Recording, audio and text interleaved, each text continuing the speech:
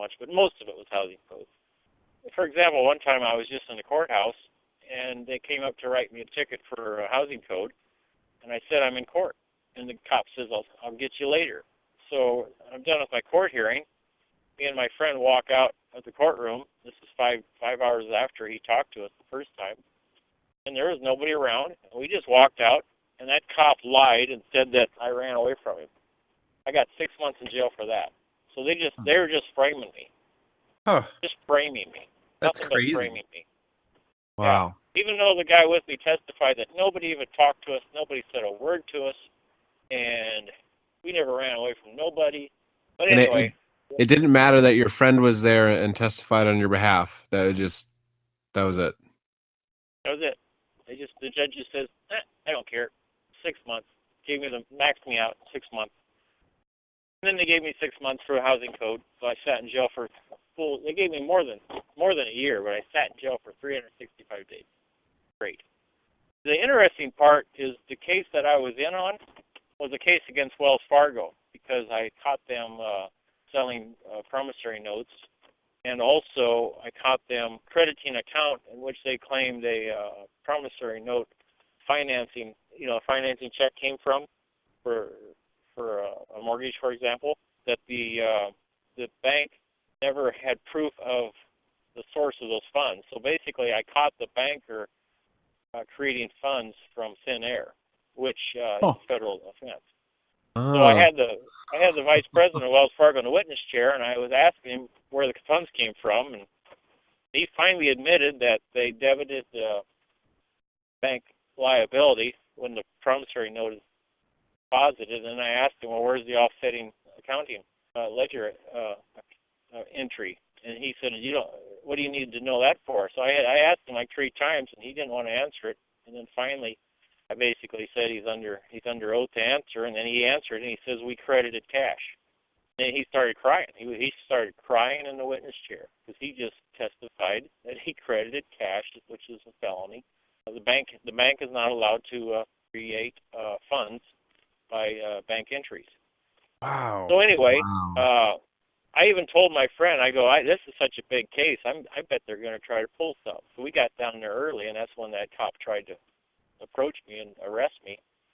And I told him I got in the bar in front of the judge, so I got in between the bar, even though the judge wasn't in the courtroom, and I just pointed down to the bar, and I said, I'm in court. He looked down at the bar separating us. He says, I'll get you later. But I told my friend, I go, I bet they're going to try to arrest me just to mess up this case for me. That's exactly what they did. They framed me. They threw me in jail for a year. Did that throw out the case you were pursuing against Wells Fargo? Like, was that banker let go because you were thrown in jail? I don't understand your question. The guy you had on the stand where he admitted that they credited cash because they threw you in jail and framed you. Did that discredit your case? No, I don't think discredited my case, but the judge ruled against me, even though he wouldn't allow one shred of evidence that I offered that day to go into evidence. And of course, how do you appeal the case when you're in jail? Right. It's just a kangaroo court. So what we're doing right now is we're bringing these cases back in. We're trying to establish a community court, and we think that we might be able to go against them civilly for not only the city's violation, but possibly even the bank's violation, because that court case cost me at least $1 million. It was a bad deal. It cost me at least $1 million. I was a fairly wealthy guy. But anyway, back to your question, that's how I dived into understanding the law. Now, the biggest principle in law that I've learned is that you have to understand territorial jurisdiction and then contract law. Mm-hmm. 2 most important things that you can understand, that you need to understand anytime you get involved in any case, any activity, anybody coming after you, or you going after somebody. For example, the Social Security number is a contract. That is a contract. Can you explain that a little bit for our listeners? Yeah.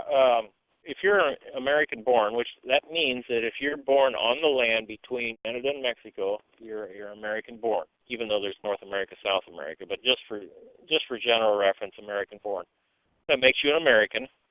Now, if you're born on the land between that area and it happens to be federal property, you're temporarily a federal citizen. But that's only while you're on their land. Now, when you leave that land, you become an American then. So Interesting. there is a discrepancy there that you can have a birth certificate that'll actually say the United States on top of it, and then others will just say like the state of Nebraska. But jurisdiction with the United States, it says born or naturalized in the United States and subject to the jurisdiction thereof. Most important key in that sentence, and subject to the jurisdiction thereof.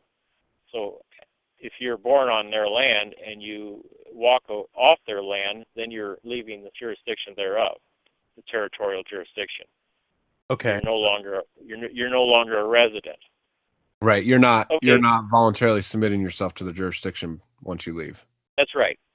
So now, okay, that's territorial jurisdiction, and the reason I bring that up is because that's associated with birthright. If you're an immigrant, you will never have birthright.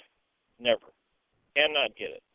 Cannot get it. No matter of fact, I read stories where people were born on non-federal land, and they carried them across the street, and they touched their, this is what they wrote, they touched their foot on the soil owned by the United States so that they could process a birth certificate on that child in the United States. Because every time they process a birth certificate of a child born in the United States versus on purely as an American, there's two classes. You have a free American, and then you have a United States subject citizen. Right. Okay. Like that's like a 14th Amendment citizen. Is that correct, or does that relate to? Yeah. Well, that's not a. Yeah, that would be a 14th Amendment because he's born in the United States and subject to the jurisdiction thereof. So that's the 14th Amendment right there. So that person, once they get a birth certificate, there's all kinds of rational viewpoints on that, and the most compelling is that for every birth certificate they have, the person that's still alive, they're allowed to put more money into the circulation of the system by the Federal Reserve System. So if you don't mind, I'd like to just real quick put this in here because we've talked to a few people on this show, and one of the guys that we've talked to is named Leonard Ulrich. He's a Christian from Canada, from Winnipeg, Manitoba, and he makes Christian films, basically calling out the system. And in his first film, he had this quote, and this is kind of what got me down this path.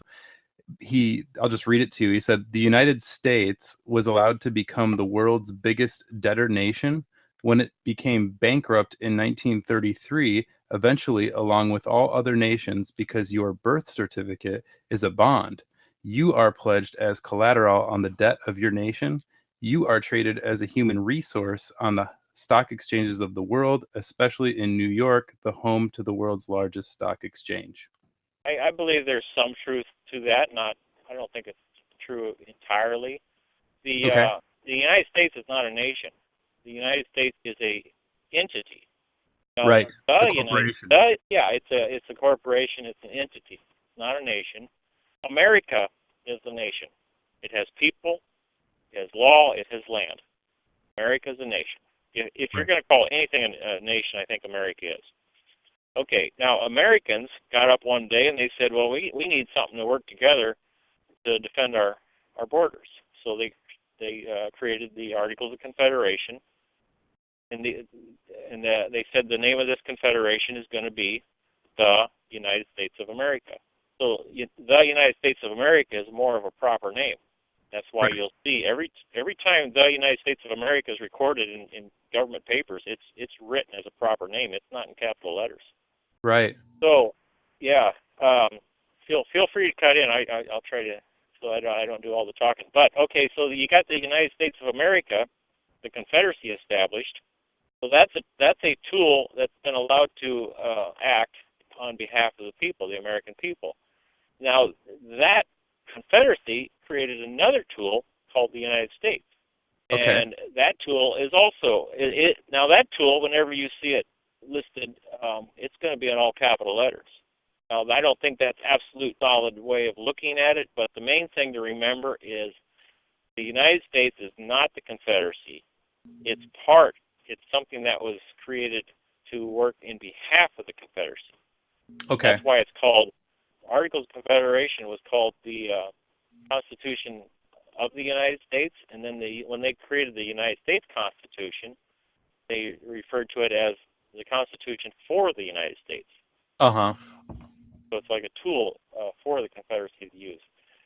Now, in 1933 and thereabout, the United States got so bankrupt because of the banking system, and it was probably done intentionally. They've been doing this stuff for thousands of years. Mm-hmm. So they purposely drove the country into bankruptcy, and of course that's when the Social Security number was introduced, and that's when they started going out. They declared bankruptcy, so they became insolvent.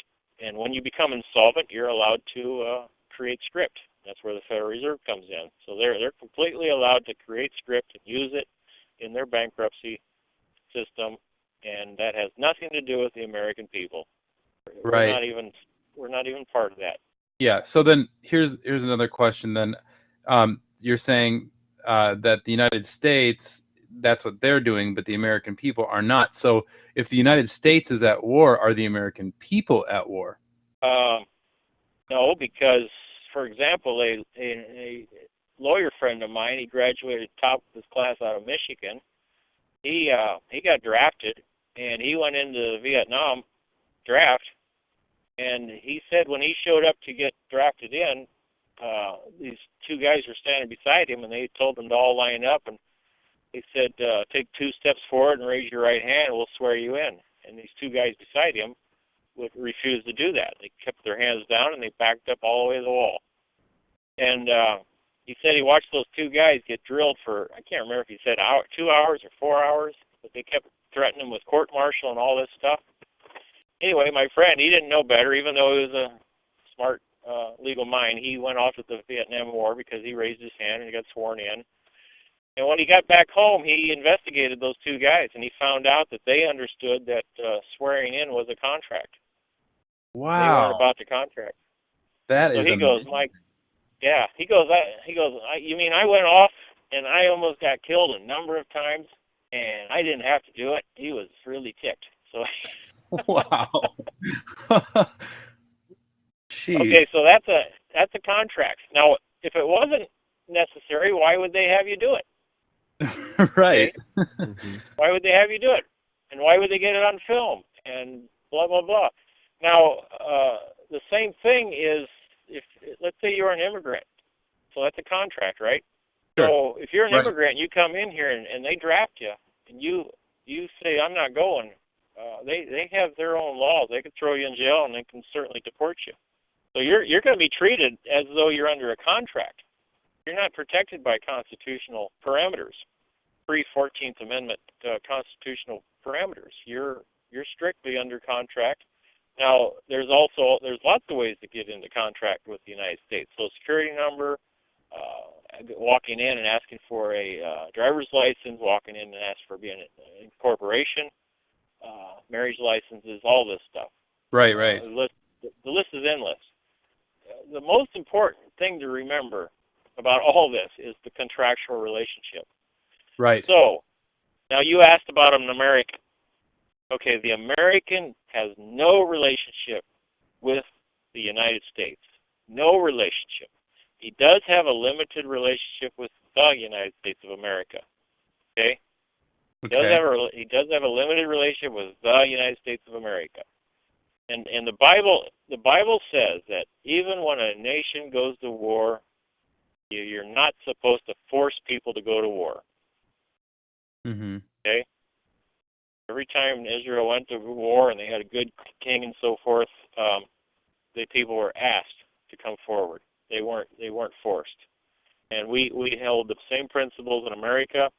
So if we ever do have a legitimate war, that has to be supported individually by each American man.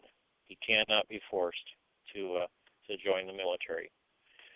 But that's not true for the 14th Amendment citizen. He can be forced under contract. Right. So okay, and Okay, so go so ahead. now we're talking about you said contracts